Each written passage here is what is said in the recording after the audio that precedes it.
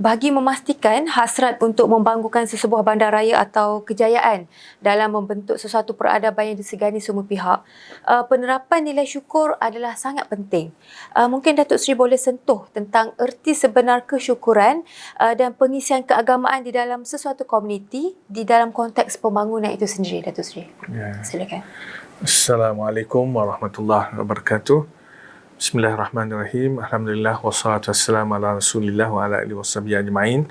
Allahumma salli ala sayyidina Muhammadin al-Fatih lima ughliq wal khatimi lima sabaq nasiril haqqi bil haqq wal hadi ila siratikal mustaqim wa ala alihi haqqa qadri miqdar azim. Rabbi shrah li sadri wa yassir li amri wa hlul 'uqdatam min lisani yafqahu qawli.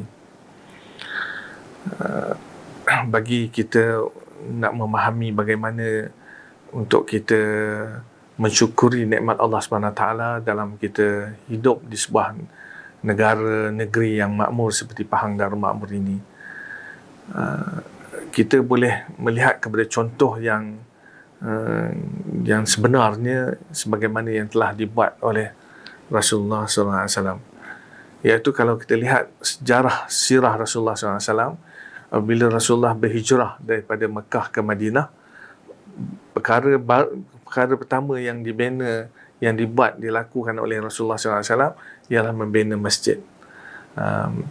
Kemudian Rasulullah menyatu padukan umat Islam di Madinah itu. Kenapa Rasulullah membina masjid? Itu asas yang pertama, iaitu Rasulullah bila membina masjid, Rasulullah dapat menyampaikan, menerangkan tentang asas agama, iaitu supaya manusia penduduk di Madinah khususnya beriman pada Allah, menyembah Allah Subhanahu Wa Taala, mentaati perintah-perintah Allah dan menjauhkan segala larangannya. Dan bagaimana untuk mereka dapat sayang kepada agama ini, dengan masjid itulah Rasulullah menyuruh keseluruhan, Rasulullah menyuruh seluruh penduduk Madinah itu datang ke masjid.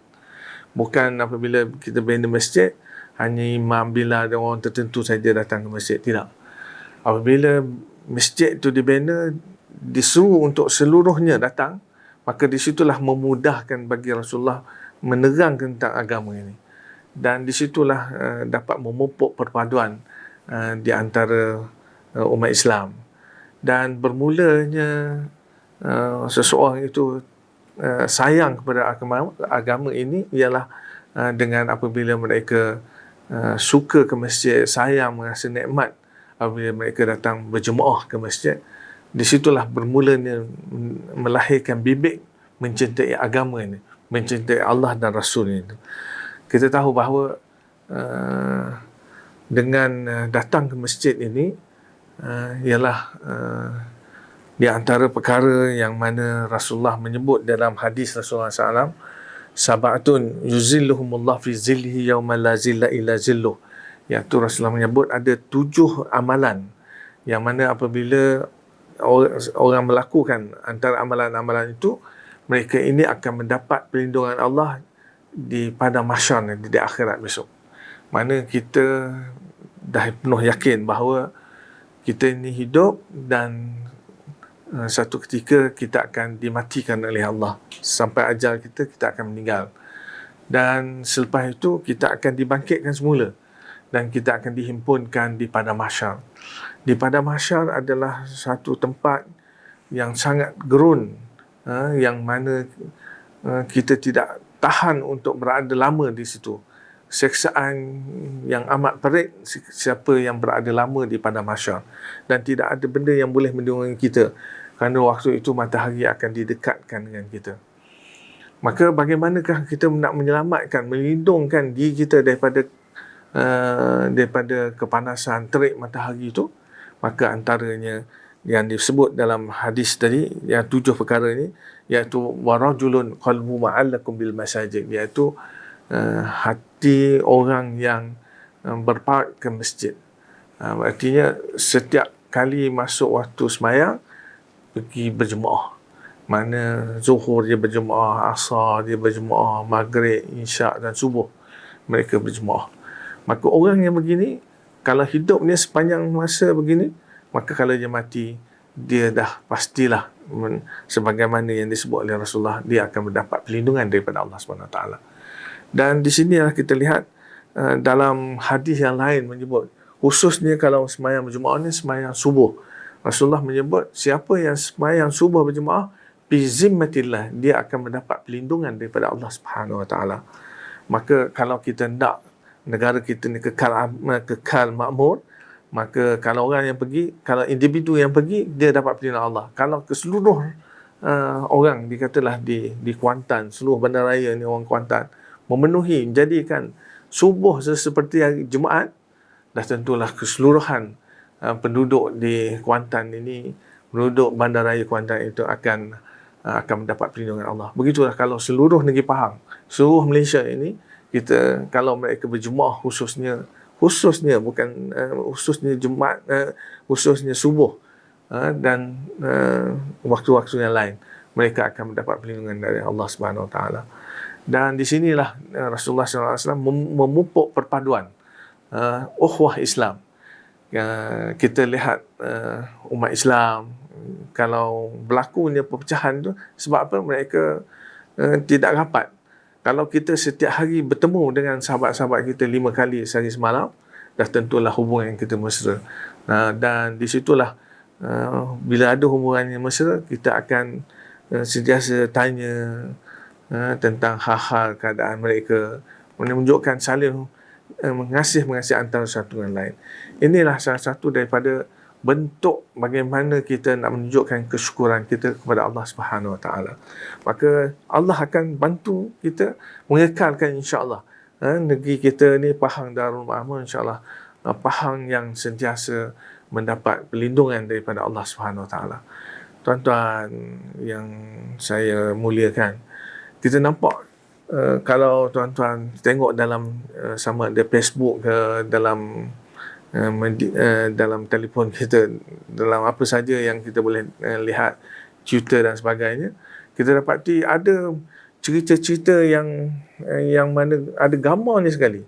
Saya pernah tengok dalam satu Facebook, dalam YouTube ni, bahawa ada seorang pemuda yang telah meninggal 2-3 tahun yang lalu, dan cerita kisah dia begitulah. Kemudian keluarga dia tu bermimpi supaya menggali kuburnya, supaya dialih kuburnya kepada satu tempat yang lain, kerana dia kata dalam mimpi itu dia tak tahan dengar azab daripada kubur orang di sebelahnya tu. Maka keluarga dia tu pun gali kubur dan angkat. Apabila dia angkat jenazah itu, dia dapati jenazah itu tidak rosak, sedangkan dia dah meninggal 2-3 tahun yang lalu. Kemudian kain-kapan pun tak rosak. Kemudian dan lihat mukanya, dan saya lihat sendiri dalam YouTube ni, mukanya masih merah lagi, macam orang yang tidur begitu. Dan bila ditanya apakah amalannya, antara amalannya iaitu dia sentiasa berjemaah.